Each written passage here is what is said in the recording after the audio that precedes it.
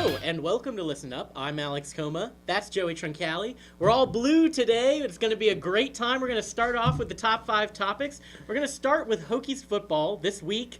It's a good thing for once. Hooray! Tech thumped Miami down in Coral Gables, and if they win out, assuming Duke loses one of its final 3 ACC games, the Hokies will go to the ACC championship game and win the Coastal Division. Is this team deserving of a trip to Charlotte? I think that when you look at the other options in the conference, yes, I do. Because the Coastal Division just isn't that good. And because of that, I think that they are deserving if they play like they played this week. This Hokie team, however, is hit and miss. I mean, at best. Because there's some times where they just show up, which is why I don't think it's a given in the slightest. One, that they win their final 2 games.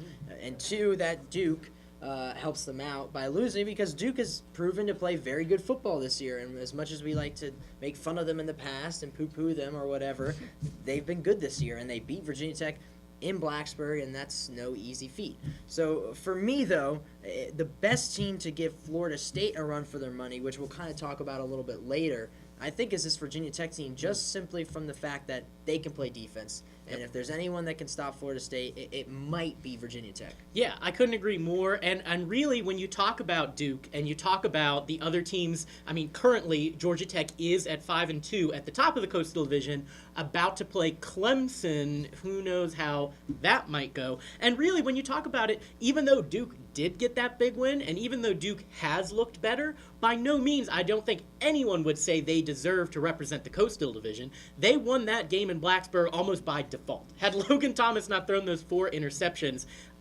obviously anyone can agree that's a completely different game. They're about to go play Miami and UNC, a team that was rough earlier in the year, but has since sort of found its, maybe not its identity necessarily, but got its niche at least. The Tar Heels can score on you, and this Blue Devils defense might be susceptible to that. So I think that that'll be interesting going down the stretch at the very least. That really all comes down to whether this offense that we saw against Miami was a flash in the pan or was a real deal. Like, when you look at this team, this is the offense Scott Loeffler envisioned when he came to Blacksburg. And promised. We're not going to run the quarterback. Sure, Scott. And he finally came through on it, giving Trey Edmonds the most carries he's had since the Marshall game, helping Edmonds lead the team in rushing, or any running back lead the team in rushing, in the last 3 games.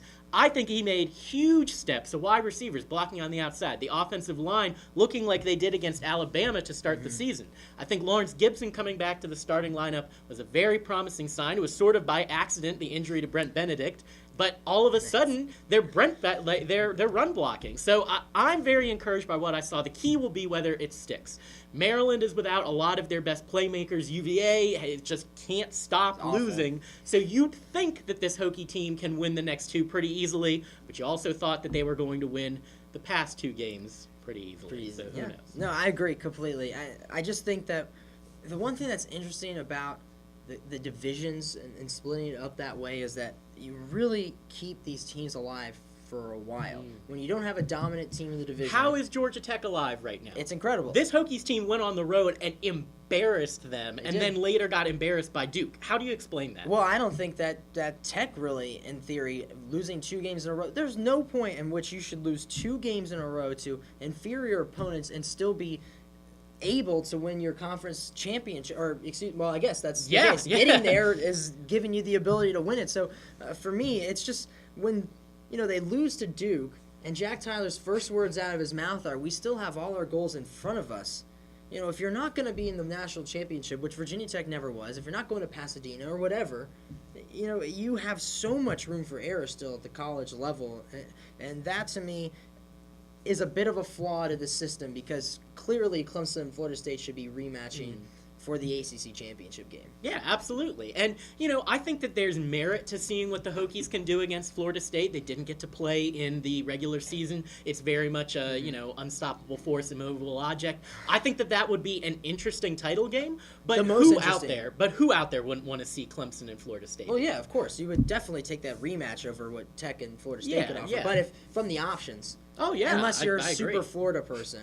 Or you want to see Duke, really come back to prominence, which I just don't. Do they know they have a football team? I remain unconvinced. It's not back to prominence. Okay, well, it's like switching prominence from basketball to football. I don't know, maybe. They must have won something sometime.